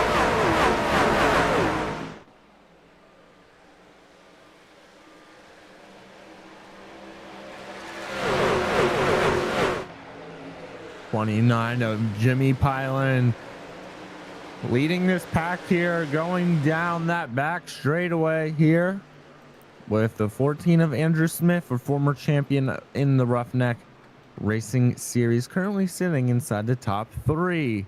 Oh, I think we're in a caution, actually. Are we? Yes, Are we under caution? Yeah, we are. I don't know why. Well, I didn't see anything happen here. Let's take a look at this replay, see if we see anything. The 01 has got a slow restart. He definitely didn't get going. I'm focusing on the 7, maybe. Oh, netcode. Netcode, yeah. Oh, that was a lot of netcode right there. You can see it. That is so awful. Oh, I am so sorry to him. So now this brings us with 2 laps to go when we restart. I think we may very well have a green-white checker to restart, yes. Yes, we are. It looks like we might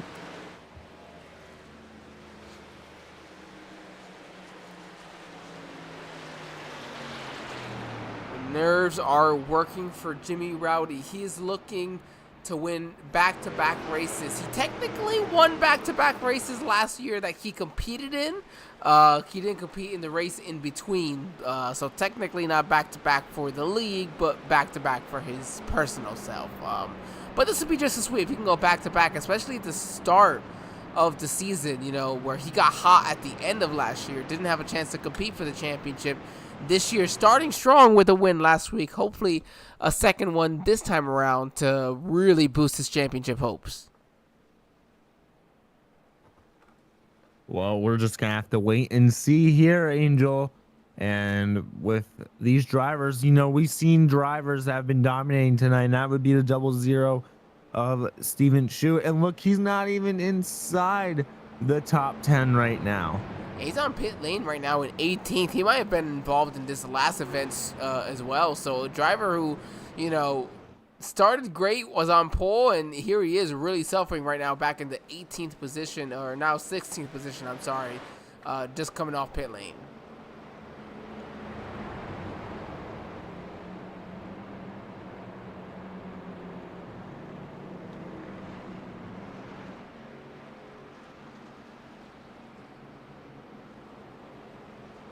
I'm back so soon. Are you? Well, I think we should stop, you know, talking about you coming back and then just see if it happens naturally or not. I know, it's almost like you're saying Beetlejuice, Beetlejuice, Beetlejuice. Oh, I'm so excited. But anyways, go ahead, yes. Netcode. That Yeah. was definitely a netcode. It looked like the 96 had gotten the truck recorrected and the 7 had spun around. So the decision was netcode, no penalties issued other than netcode, who was ejected and disqualified from the race. Oh, you know what? I just keep forgetting to do that before my league races. See, a good race controller would know to disqualify netcode as soon as she rears her ugly head. Well, Paul, and that's what happens when I don't pay a race controller. Oh, well, I'm free on Tuesdays and Saturdays. Well, unfortunately, we're here on Fridays. Well, we appreciate it. Alrighty, Angel. All right, Paul, we'll see you. Have a good one. So what are you thinking about this shootout? It's looking like a natural green-white checker. What are you thinking? Yeah, it's looking like a natural green-white checkered. Actually, Daniel and I had just mentioned that. I really, really think that Jimmy Rowdy, this is going to be his race to lose, but it's going to be I think the winner's going to come not necessarily from row 2, but the help will come from row 2. I think row 2 will be the determining factor tonight, whether that be the victor or the pusher. Yeah, it's somebody's gonna have to be pushing. Either that or they could pull that last minute slide underneath coming out of 4. And we could have 3, maybe 4 wide. That'd be fun. It'll be interesting to see what happens coming out of turn 4 on that white flag lap for sure. Oh boy. And we appreciate you jumping in as always, Paul. And we'll see you here at the end. Well, you know, we'll talk to you at the end of this one. Okay, sounds like a plan. Oh, I have a feeling he's gonna pull me and say, "Hey, let's talk to the race controller and see what he thought about the end of the race." But I gotta get back to these guys because they're sloughing off here a little bit on the grid up, as you guys notice. Yeah, we'll send you away, let you go do your job, and we'll come back Yep, in 2 yep. hours Yeah. here. Lights are off here on the iRacing.com pace truck. Daniel, gonna have 2 laps to go. Yeah, this is going to be an exciting race. Folks, grab your popcorn, grab your soda, whatever you have that you're snacking on watching this race here live on Sim Racing Media, live from Indianapolis Motor Speedway. It's been an incredible night here tonight, calling the race with you, Angel, in the Ruff-Neck Racing League again. And I know these drivers have been waiting for this moment. This is what it all comes down to. We have to get to the white flag in order for this race to be official. Does Jimmy Pylon or Rick Baldwin hold this field off, or will it be somebody different? The field make its way down the front stretch into the Geico restart zone. They are gonna get ready to go in overtime. Green flags in the air. We're racing at the Brickyard. 2 laps to go. You see some trucks getting a little bit uncomfortable back there. Rick Baldwin, the restart of a lifetime. He's going to take the lead from the outside on this restart. And here we go, 2 to go. Multiple are in the wall. They're off of turn 2. And we're going to be wrecking there. There it is. There's his caution. Oh, man.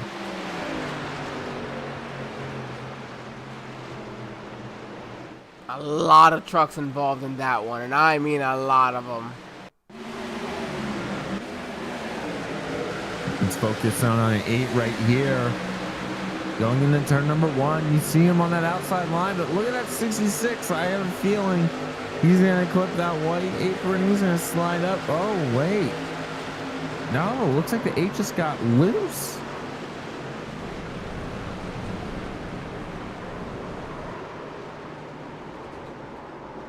Oh, and here comes it. Ooh. Yeah, Tim Richardson involved in multiple incidents here tonight.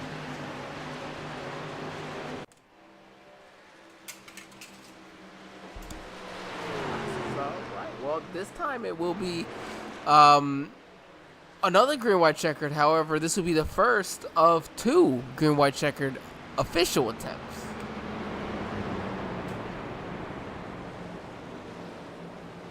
And from the looks of it, of course, there the 8 just looks like he got tight or loose there off of turn 2. Came down and just tagged another truck, and that sent off a chain reaction from there.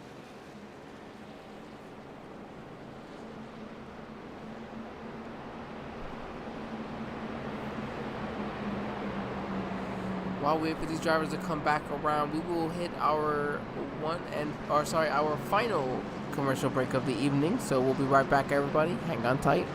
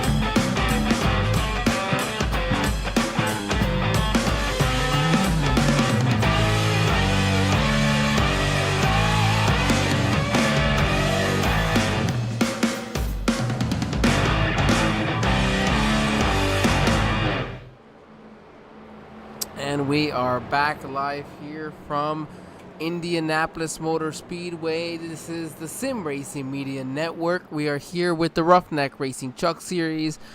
I am Angel Santiago with my broadcast partner here, Daniel Paulus, as many of you may recognize, coming back here after, he was here with us last season, and well, we are so very happy to have him back here again tonight.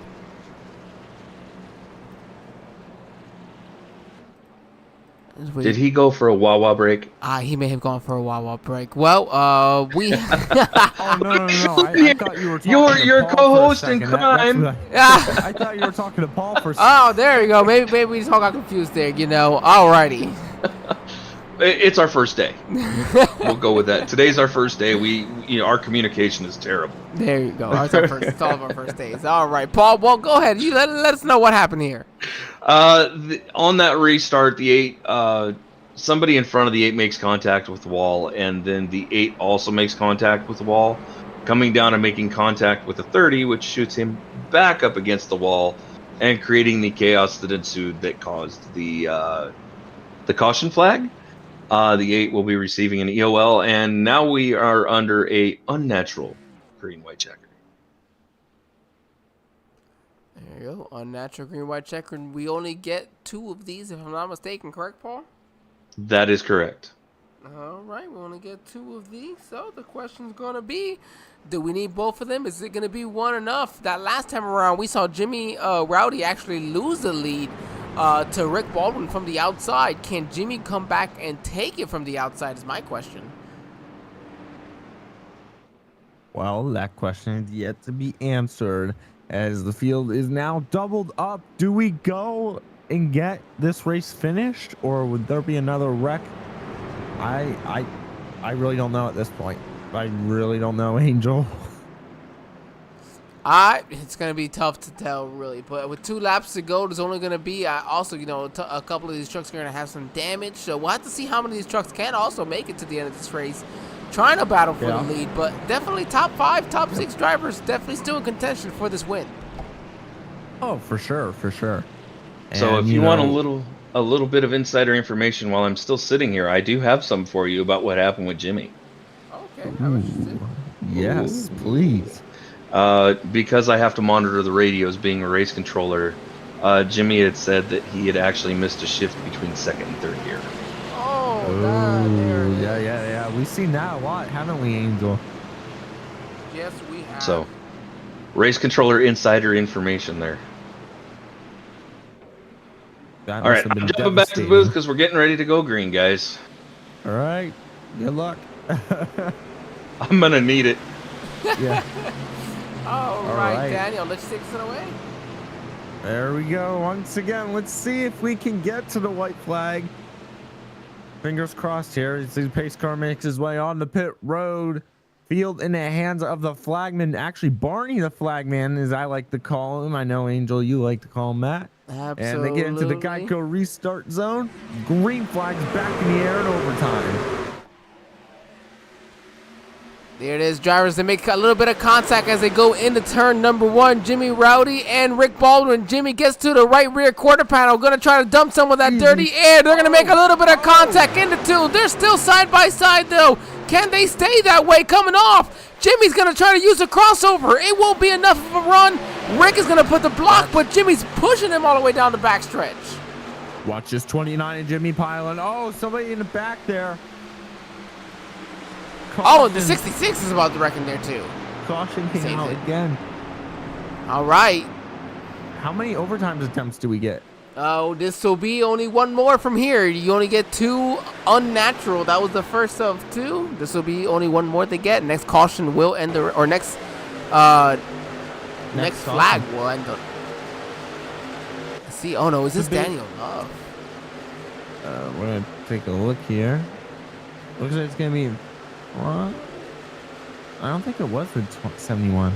Looks like it was up front more, I think. Oh, yes. Yeah, it looks like right there, 7. And the 99 of Larry Fairman. And the 71, there he is. Daniel Love getting involved there. Watch the 99 here. He's going to come up the track.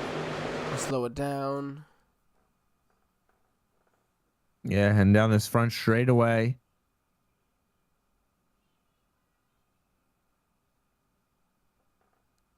Oh. Oh. Uh-oh. Are we disappearing? Oh, he was disappearing. He had some. There we go. Some connection issues going on there.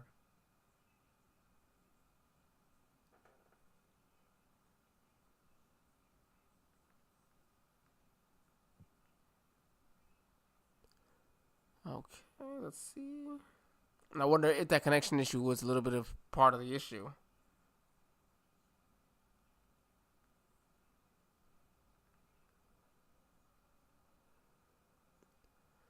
Oh, it's going to be a little bit of netcode as well.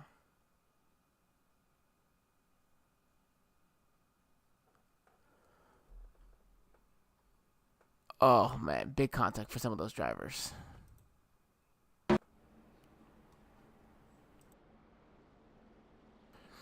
All right, Daniel. It's going to be a green-white checkered. You are Rick Baldwin. What do you need to do to win this race? Oh, I'm sorry. Yeah, what do you need to do to win this race? I honestly, if you want my honest opinion, keep my fingers crossed.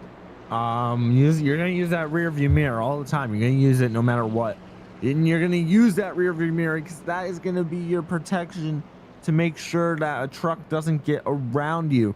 But you also have your spotter too, right? But when you're the leader at Indy, you're not even focused on what's in front of you. You're just focusing on what's behind you because they come up on you so fast. And once they make one little move and you try to block that, you can be in the wall. So you got to be very careful here. And if you are then the number 29, you're in second place. You lost the lead on that missed shift. What do you need to do to go out there and get the lead back and give yourself back-to-back wins here? Don't miss a shift. I think it's pretty simple, you know. You know what the 19's going to do in front of you. Try to get around him as fast as possible without wrecking the poor guy. And race hard. Race hard with respect. Don't wreck the guy for the race win. If we could just get to that white flag, I think we'll be pretty safe. Question is, can we make it to the white flag, and what do you do from there? This is a track where I think few people realize, even at these speeds, you can still use a little bit of a bump and run still. Like, there's still a decent art to the bump and run, even here at Indianapolis. You can get up under someone, get them a little bit loose, you know, maybe just ride them up a little bit up into the walls. It looks like we should be going one to green here now as they cross the line.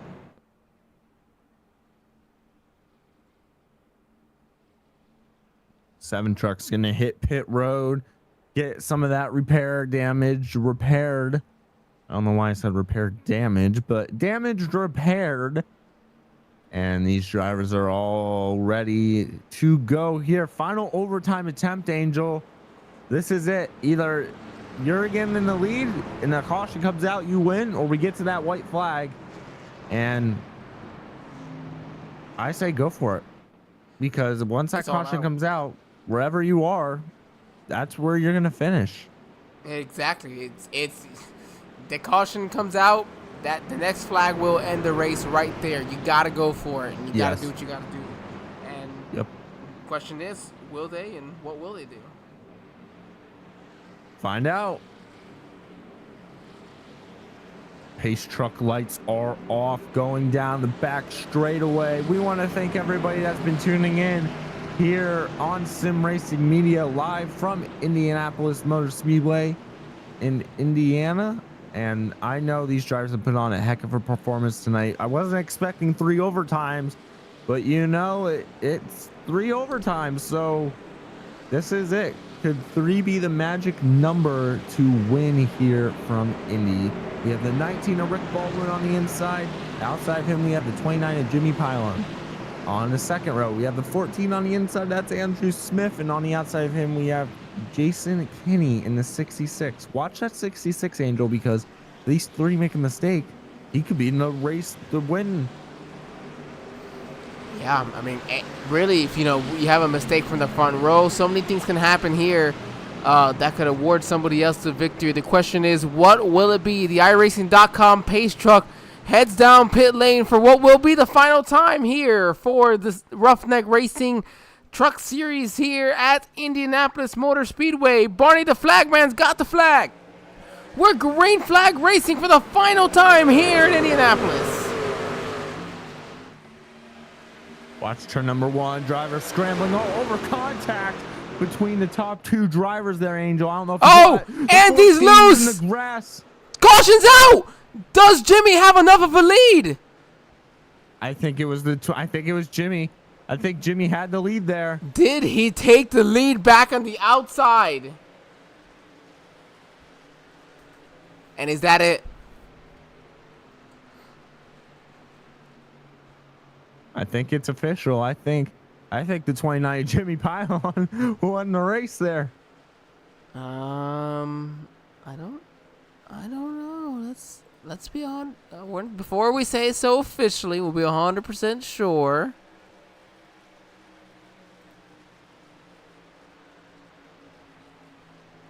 I think Jimmy Rowley just won. Not Jimmy Rowley, Jimmy Pylon. There it is. Oh, that's right. It's then moved back to Jack. Well, his name is still gonna be Jimmy Rowdy. I think I'm just gonna keep going. Okay, Jimmy Rowdy. I wasn't sure there. I was like, I'm pretty sure it wasn't Jimmy Rowdy, right? yeah. That they just changed it. They took his nickname back off, I guess. So that's just, I guess, what I've been used to. Well. All right, and this finish. This will be considered the white flag, and Jimmy Rowdy will, in fact, make it back-to-back wins in the Ruff-Neck Racing Truck Series.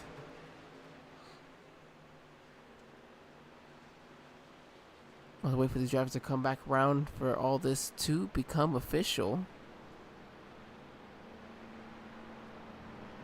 Paul, we got you? Yeah, I'm here. What you got for us, Paul? Not the finish I was expecting. No, not at all. He's gonna come off from the outside and take it. I want to go back and look at it a little bit more, but I think Rick may have let off a little bit when the caution threw. Well, Rowdy had gotten a really good launch and had the lead. We're gonna focus in on Andrew Smith where he wrecks. You see, Rowdy gets into him a little bit. They make a little bit of contact, and right there is where he gets the lead, and he holds the lead up until there. Right. Yeah. So I mean, it's not the finish I was expecting. There may be some post-race penalties here on this last lap. I don't think it was anything malicious, but that I have found the cause of what brought the caution out. Whether a spotter didn't call that there was a vehicle there or not, and I'm not. Well, hold on just 1 second. Alrighty. I guess we'll hold on then.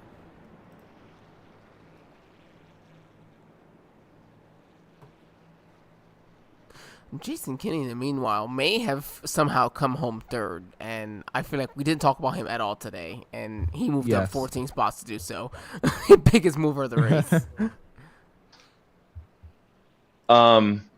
But what I saw on that final lap coming into 1 and 2, Kinney came down on 14, even though 66 came down on 14, so I'm going to want to review that with the admin team. Of course, we were under green white checker, so that will definitely be going to the admin review team along with the other one from early on. All right, well, ladies and gentlemen, we may have some stories for you come next week. But right now, the story is going to be for our race winner, Jimmy Rowdy, who will, in fact, get to kiss the bricks here at Indianapolis. Yes. So let's go ahead and find him and bring him in. Jimmy, this is Angel and Daniel here in the SRM broadcast booth. You got us, buddy. Hey, Angel. Hey, Daniel. How y'all doing? Well, we're doing pretty good, but I think you may be doing just a little bit better. Go ahead and pull that truck up just a little bit more right onto the start-finish line for us. We got a nice little view for that truck right here. Just is that good or? We'll go a little bit. Go right onto the start-finish line. We'll want to make you center of the attention. That's just perfect right there for us, Jimmy.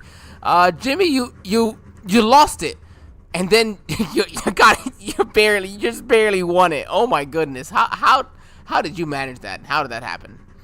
So the restart where I lost it, I got in the start in second, and then I couldn't get it into third. I put the clutch down and hit my paddle shifter to shift up into third, and I don't think I held in the clutch long enough for it to register, and it just wouldn't. It started hitting the rev limiter and wouldn't go, and I finally got into third, and then a fellow competitor and teammate Rick, he took advantage of it, got an awesome start on me, and then I won't say he used me up a little bit, but he definitely used his truck to his advantage. And then on that last restart, I kind of gave it back to him a little bit and was able to just nudge him out just barely to take the lead back before that last caution came out. Wow, I mean, that was unbelievable. That's a way to go out there and just take the victory back away. And you get to do it back-to-back wins. Last week we spoke, and it was supposed to be Bristol Dirt. They would make the change to Indianapolis. Did you anticipate you would be in victory lane here when they made that change? No, Angel, I would not. Because I've only ran here, maybe a handful of times, and I am just not good here at all. I really struggle with tire wear here. At least the last few races I've done here.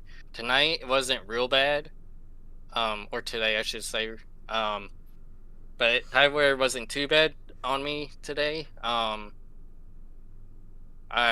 had some missteps, but I've I rallied back and battled back and let other people burn their stuff up, and was able to fight Rick for that win. Yes, I mean that was it was just so much fun to be able to watch from our point of view, Jimmy. We appreciate that. Go ahead, let us know who you were. Of course, we know who's always rooting you on in chat, but go ahead and thank all your friends, family, and any sponsors you may or may not have here for tonight's race. I just want to give Adam Kick-Ass Duke a huge shout out, man. I appreciate you always watching every race you can, root me on. It's always cool to go back and watch the race to see how I did, but to also watch the chat and see what y'all chatted about and all that good stuff. I also want to give a shout out to Ruff-Neck Racing League. I want to give a shout out to them. I want to give a shout out to James Wagner. Man, you just put together these awesome trucks to make our team go fast, man, and just keep putting them together. Man, I enjoy racing with y'all. It's such a blast. All the other competitors I enjoy racing against. I want to give a shout out to my family, Chris, and the rest of the family. I want to give a shout out to my buddy down in D-Land, Florida, Dylan. I know you haven't been able to catch a lot of races lately, man, but I know you always root me on, and it's much appreciated, man. And then I want to give the hugest shout out to y'all at SRM. Y'all do an amazing job with the broadcast. Man, Jimmy, thank you so very much. As always, you guys put on the show. We just get to have fun with it. Thank you very much. Congratulations on back-to-back. We'll see if we can make it 3 in a row next week. Thank you again, Angel. Thank you, Daniel. And yeah, hopefully I will be talking to y'all again next week. Absolutely. Thank you, buddy. We'll send him on back. Let's see if we can find our second place finisher now in Rick Baldwin. Let's see. Here it is. Rick, this is Angel and Daniel here in the SRM broadcast booth. You got us, buddy. Hey, what's up? How y'all doing? Man, we're doing pretty good. It's you had it, and then by inches, you didn't have it anymore, Rick. Walk us through those final couple of restarts. Yeah, the first one went pretty good. I think the last one there, though, the tires are worn, so the outside, I think, has a little bit of the advantage. And yeah, it just didn't work out. It's a shame we couldn't keep it clean there and finish under green.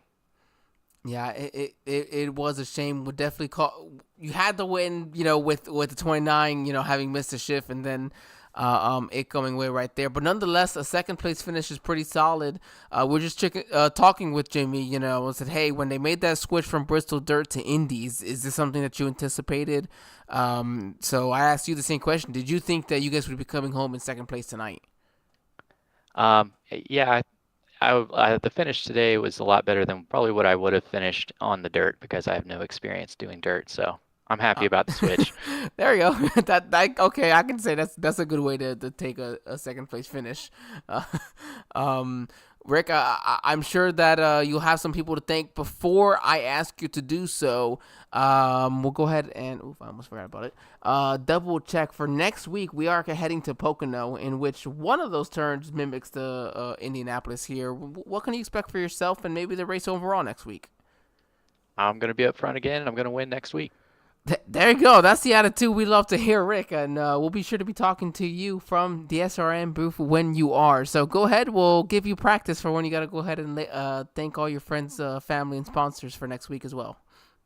Yeah, thanks. Well, first off, I'd like to thank my girlfriend, Teresa, for letting me race on Valentine's Day. We're going to go make some dinner after this. And I'd like to thank Wagner's Welding for sponsoring the broadcast, and you guys at SRM Live. Thank you so much for broadcasting. My whole family enjoys the broadcast. I really appreciate y'all. I'd like to shout out to my family. Love y'all. And we appreciate them joining us in chat, Rick. Definitely much appreciative to the significant others to allow us to do this. Myself included, to have mine. She's waiting for me as well. So, Rick, I appreciate it. Good luck, and see if we're talking to you from one position better next week. All right, I'll see you next week. Bye. All right, that was your second place finisher there in Jimmy Rout. In Rick Baldwin. We'll move over now to our third place finisher here in Jason Kinney. And Daniel, I'll let you take this one away. Hey, Jason Kinney, it's Daniel and Angel in the SRM booth. You got a copy? Yes, how's it going? Well, it's going great. You guys put on a heck of a performance here tonight. Tell us, what was it like from start to finish tonight? Well, I got caught up in that accident, and I was in the back most of the night until the last 10 laps there.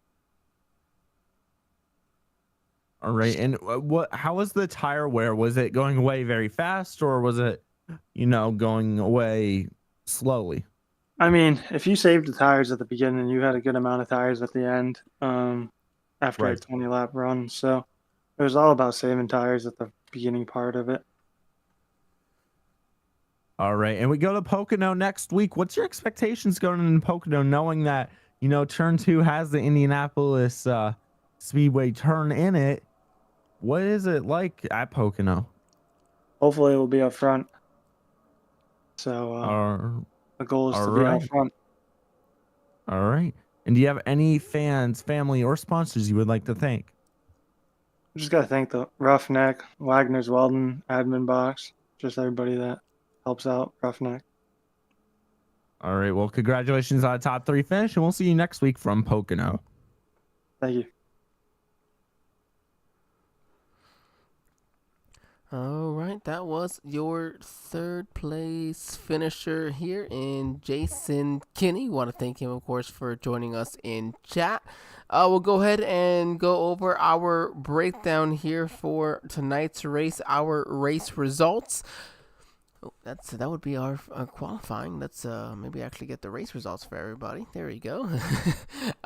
Jimmy Pilot, Jimmy Rowdy, as we've been mentioning, going to be back-to-back victories for him in the Ruff-Neck Racing Truck Series. Great way to start off. 2 for 3 to start the season. Rick Baldwin in second. Jason Kinney would just finish speaking with in third. Jeffrey Ledford in fourth. Chad Hawkins would finish in fifth. 6 blancs to Doug Wagner. Nice recovery for him and Chad Hawkins. Chris Ramsey in 7th. Matthew Gall in 8th. Jonathan Vandenberg in 9th. And Steven Shu is going to round out your top 10.